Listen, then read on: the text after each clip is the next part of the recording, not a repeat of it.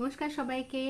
বাচ্চারা কি ভীষণ অবাধ্য হয়ে উঠেছে, একদম কথা শুনতে চায় না, পড়তে বসলে পড়তে বসতে চায় না, পড়তে বললে একদম মুখ হাঁড়ি হয়ে যায়, বই ছুঁড়ে ছুঁড়ে ফেলছে। বা এমনটি কি হচ্ছে যে তাকে যদি বলা যায় ঠিক আছে এখন যাও খেলতে, তখন কিন্তু সে শুনছে না, তখন বলছে না এখন আমি ঘুমাবো। মানে যাই বলা হচ্ছে তার উল্টোটা করছে। আর বাবা মা অস্থির হয়ে যাচ্ছে যে কি করলে বাচ্চা আমাদের বাধ্য হয়ে উঠবে। তাহলে ট্রাই করে দেখো এই সুইচ ওয়ার্ডটা। এই সুইচ ওয়ার্ডটা প্রত্যেকদিন 108 বার করে জব করতে হবে। খুব সহজ জিনিস, 1 পয়সাও লাগবে না রেমেডি করতে, আর খরচা হবে না। করে দেখাই যেতে পারে যদি এতদিনের অশান্তি তোমাদের একটা সুইচ ওয়ার্ড জব করে মিটতে পারে।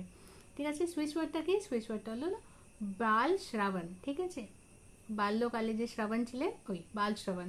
এটাকে 108 বার জপ করতে হবে দিনে, যতবার, কোনো সূচি অসুচির কোনো ব্যাপার নেই, যখন খুশি করা যায়, আর একাধিক বার করা যায়, একবারে 108 বার। ঠিক আছে, যদি আমার ভিডিও ভালো লাগে তাহলে লাইক শেয়ার আর সাবস্ক্রাইব করে দিও আমার চ্যানেল হিল ডেস্টিনি বাংলা। বাংলাটা বাংলা লেখা নেই, হিল ডেস্টিনি ব্র্যাকেটে BA1 করে দিও।